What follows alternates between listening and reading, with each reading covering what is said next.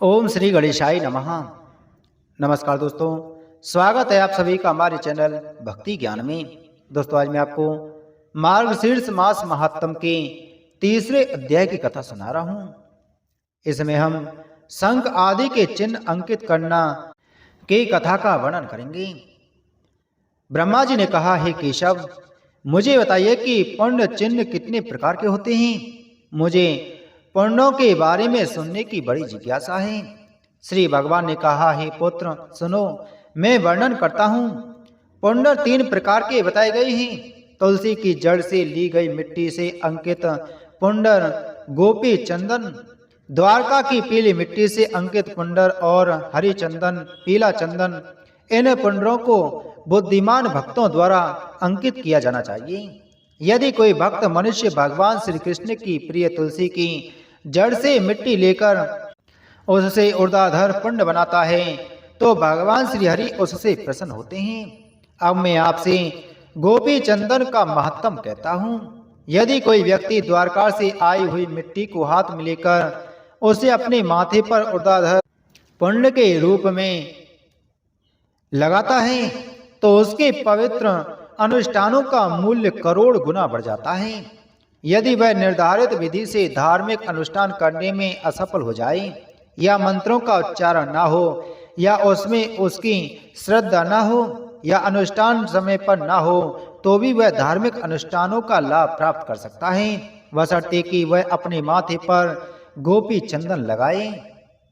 यदि कोई ब्राह्मण प्रतिदिन अपने माथे पर गोपी चंदन सहित पुण्य का उत्तम पवित्र चिन्ह धारण करता है, चाहे रात हो या दिन, तो उसे वह फल प्राप्त होता है जो सूर्य ग्रहण के समय कुरुजांगल में या माघ के समय प्रयाग में स्नान करने से प्राप्त होता है। उससे भी बढ़कर वह मेरे घर में देवों की भांति निवास करता है।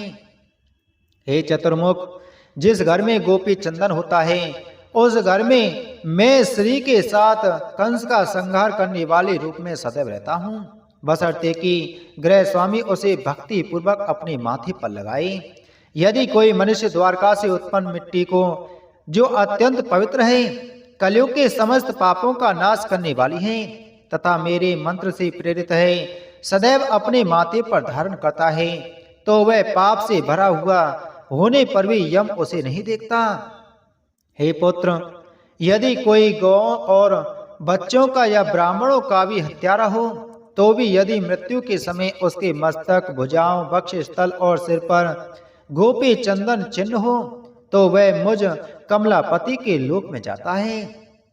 हे पुत्र, जिसके मस्तक पर गोपी चंदन का चिन्ह है, उसे दुष्ट आत्माएं नहीं सताती, ना ही राक्षस, यक्ष, पिशाच, सर्प और भूत प्रेतों के समूह पीड़ा पहुंचाते हैं। मेरी शक्ति से वह उनसे प्रभावित नहीं होता।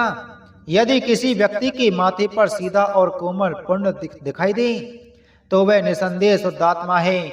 यदि वह चांडाल भी हो तो भी वह सम्मान के योग्य है। पवित्रता से रहित पापी व्यक्ति ने भले ही बिना स्नान किए ही धार्मिक अनुष्ठान कर लिए हों, किंतु यदि वह गोपी चंदन का संपर्क कर ले तो वह तुरंत पवित्र हो जाता है। यदि कोई व्यक्ति अशुद्ध हो सकता है, वह दुराचार का दोषी हो सकता है, उसने अनेक महान पाप किए हों, लेकिन यदि उस पर ऊर्ध्वपुंड का चिन्ह लगा है तो वह सदैव शुद्ध और स्वच्छ रहेगा।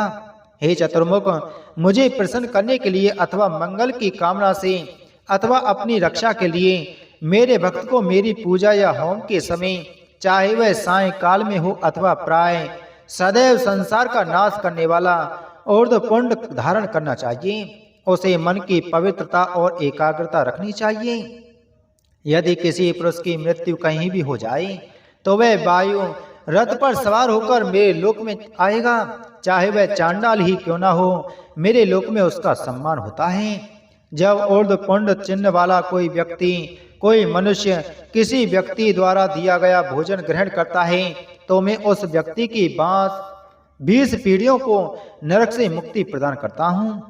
हे परम भाग्यशाली, जो व्यक्ति दर्पण या जल में देखकर सावधानी पूर्वक ऊर्ध्वपुंड चिन्ह लगाता है, वह महानतम लक्ष्य को प्राप्त करता है। विभिन्न उंगलियों से गोपी चंदन करने से होने वाले लाभ। अनामिका को शांति प्रदान करने वाली कहा गया है। मध्यमा दीर्घायु प्रदान करने वाली है। अंगूठा पोषण प्रदान करने वाला कहा गया है। तर्जनी मोक्ष प्रदान करने वाली है। यदि कोई व्यक्ति गोपी चंदन का एक टुकड़ा किसी वैष्णव को देता है तो उसके परिवार की 108 पीढ़ियां इससे मुक्त हो जाती हैं। यज्ञ, दान, तप, होम, वेदों का अध्ययन, पितरों को जल अर्पण, ये सभी कार्य यदि पुण्य चिन्ह के बिना किए जाएं तो निष्फल हो जाते हैं। यदि किसी मनुष्य का शरीर ऊर्ध्व पुण्य से रहित है तो मैं उसका मुख कभी नहीं देखूंगा, क्योंकि वह शमशान के समान है। मनुष्य को ऊर्ध्व पुण्य चिन्ह अवश्य लगाना चाहिए। इसके अतिरिक्त उसे विष्णु की कृपा पाने के लिए मछली, कछुआ आदि विष्णु के अवतारों के चिन्ह भी धारण करने चाहिए। यह महाविष्णु को अत्यंत प्रसन्न करता है। यदि कलयुग में कोई मनुष्य मेरी नगरी द्वारका की मिट्टी लेकर अपने शरीर पर मछली और कछुए के चिन्ह बनाता है तो हे देवश्रेष्ठ, जान लो कि मैं उसके शरीर में प्रवेश कर चुका हूँ।